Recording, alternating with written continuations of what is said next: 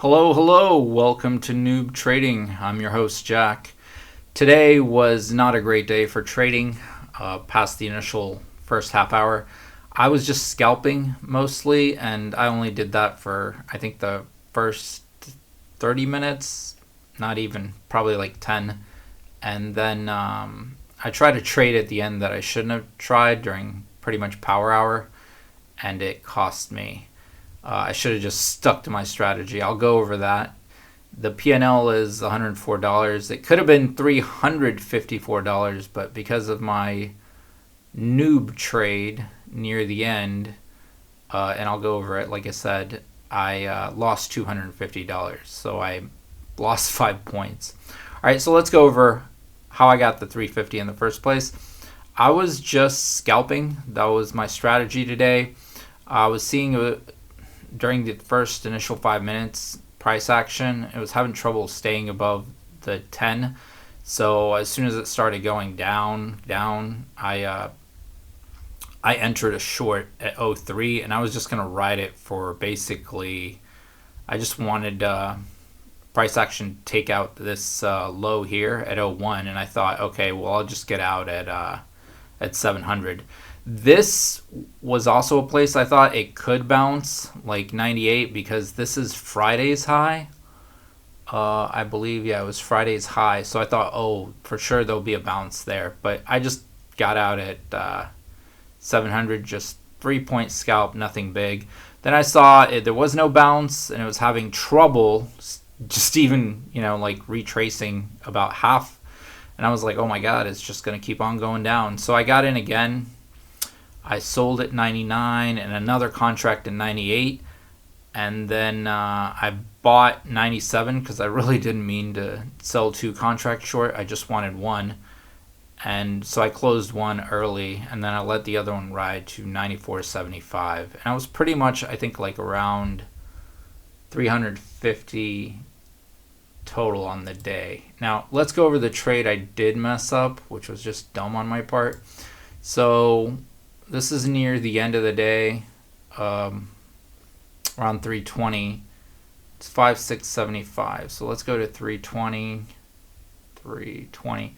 Okay, here. So I was thinking we're going to get a breakout because I saw a higher low over here, higher high, and I thought, oh, we're just going to break out and go higher now.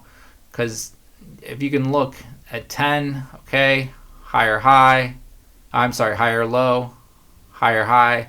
I just thought we're going to go higher, but the 5 minute is not a good time frame to look at. 15-minute would probably be the minimum you should look at. But once again, I didn't obey my rules. And guess where I entered? I entered at 576.75. So I entered pretty much near the top of resistance. I entered at resistance.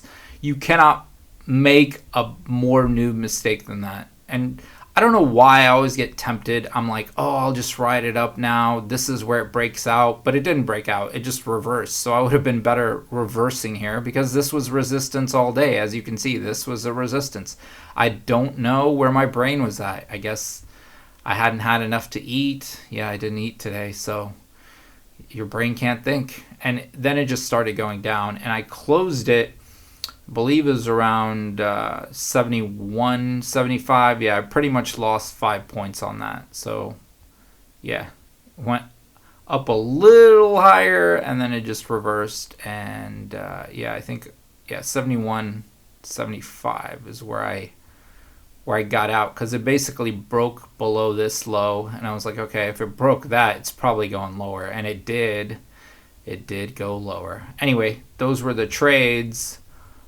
And then I did a little, I think a scalp here that was not even half a point.